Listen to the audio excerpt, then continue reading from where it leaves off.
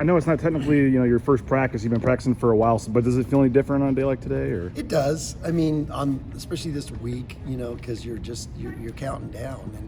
And I think the challenge for the older guys is they've been through this a lot. We got a lot of veterans that have played a lot of college basketball, and the challenge for them is to stay in the moment and to, prepare today and do everything we can, not look ahead. And 42 days from now, we're playing a game or whatever it might be. And so I think our guys are doing a great job of that. We're competing. It's a really competitive group. I love that. And I think we got high character workers, which is going to amount to something. And they're really, really playing to get, for this early in the year. I love how the ball moves with this group. It moves the right way, moves easily. Got a lot of length, a lot of good things that I see. But I think I said it the other day is we lost a lot with those three guys. They were a huge part of what we did, and they were in this program for a while, and that was valuable.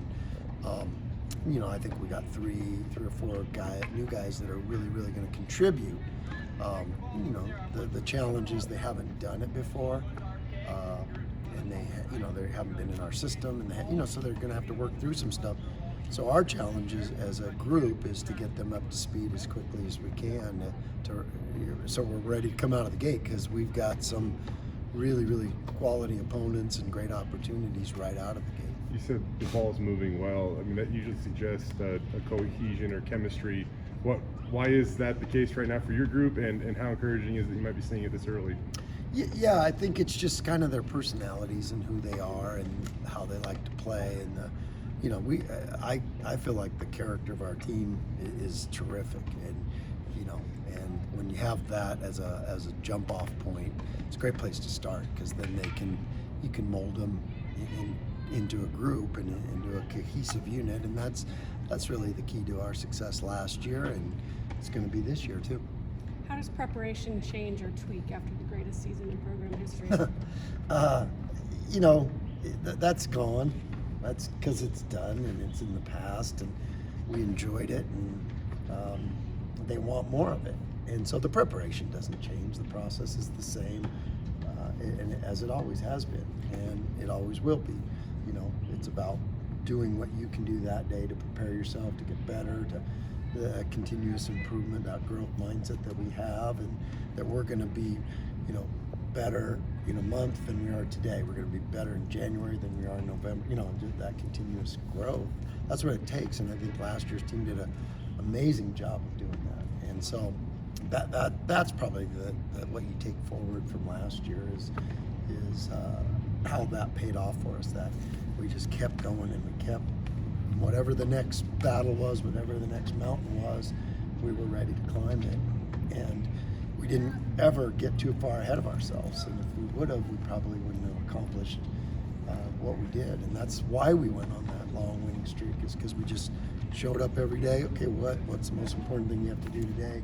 And we got that done. And this group learned from that. So in that way, maybe it does affect their process of how we do it, because they saw all the success of what happens when you do it that way. There's some excitement about your newcomers. For people who haven't seen them, can you give a breakdown of what Sada, Mo, and Chibuzo can do on the court? Yeah, and Jace is here too. So he gets kind of forgot about a little bit, but he's really impressed me with his toughness. Yeah.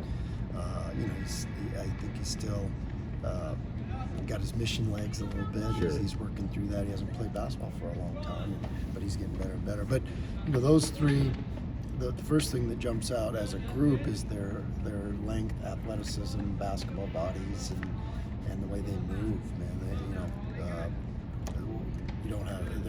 we're gonna be able to run with those guys, and our we were one of the best defensive teams in the country last year, and I think with their length and athleticism, I think that's going to help us, still be a good defensive team. Whether we get to that level, we'll see. But I like their athleticism, plus their skill level, especially with Buzo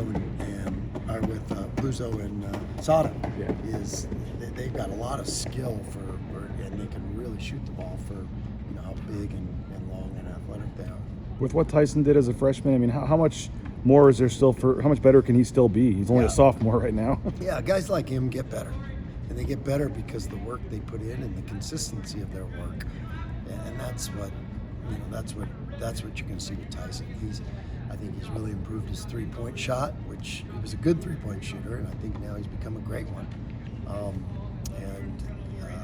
Just his feel for the game, his versatility, his body's just changing, and I mean he's a big kid. People are surprised how big he is. And he's 6'8", 244, and that's big.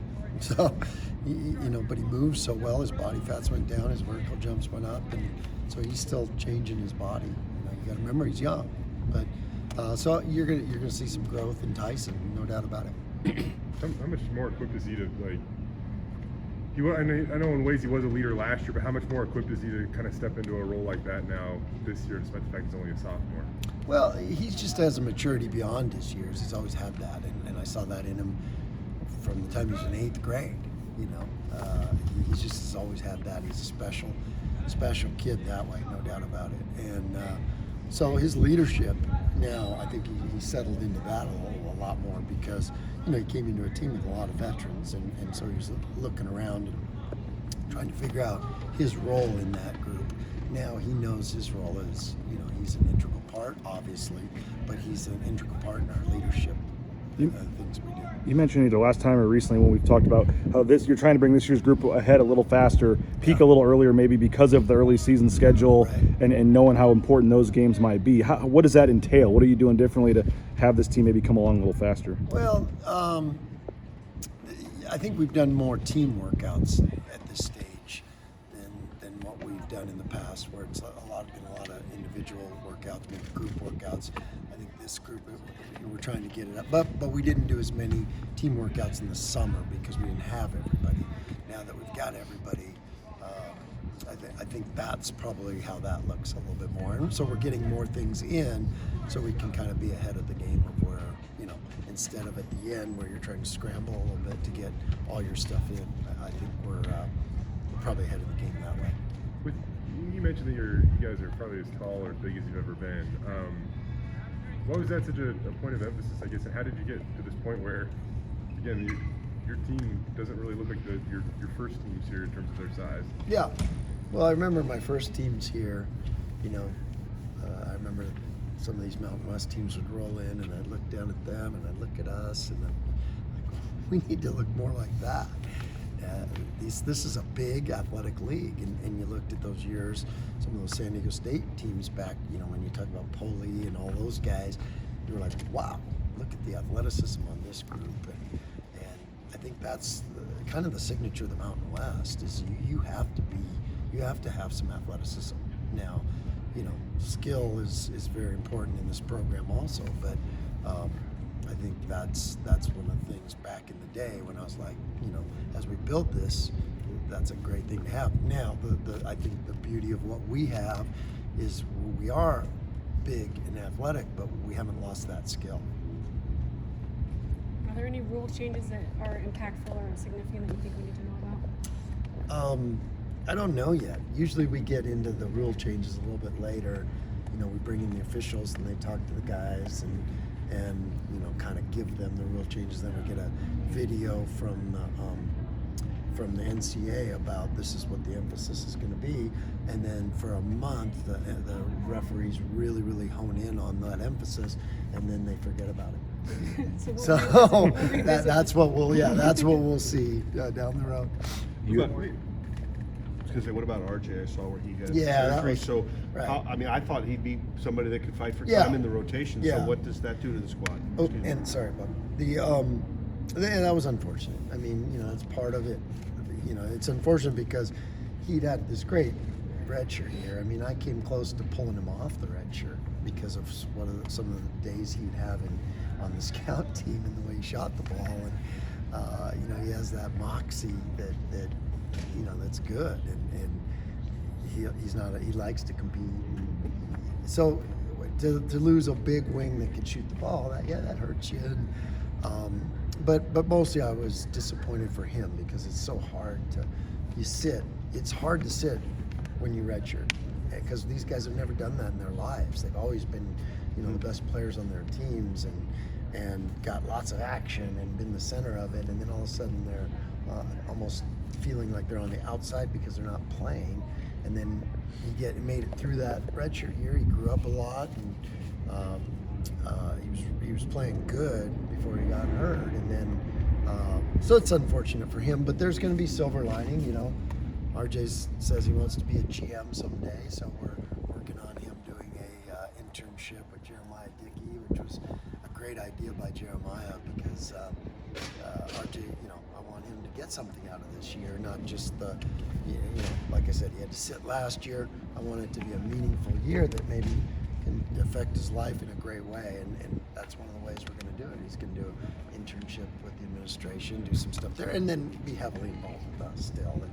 It's not like he's on the out, but that's how players feel sometimes when they're hurt or when they're redshirting, is because they've always been in the center of it with their play. And so he'll have a great year, and he'll grow up even more. He'll be ready for next year.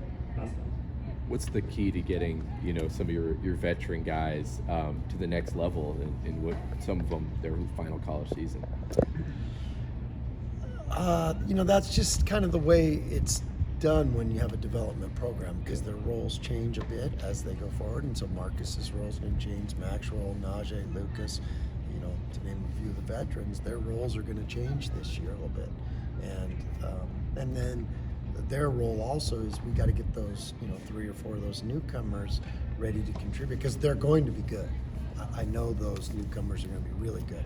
How quickly we can get them where they're performing every night consistently, and because that's usually on your way to being a really good player. Yeah. That's usually what you see a little bit more inconsistent, and then by the time they're a little more down the road in their careers here, there's a night in, night out, something you can rely on. That's what we have to get all those newcomers to that level where we know what we're getting every night. They know, so that's a mental thing that they have to, and that starts with the practice, the way we prepare. So when I say there's a sense of urgency, I think the sense of urgency is really to get the guys figured out their new roles, because sometimes you have to do that just by playing games, but we want to try to be able to make progress in all that in this month of October coming up, so you don't have to go through in November where you have to solve so many problems.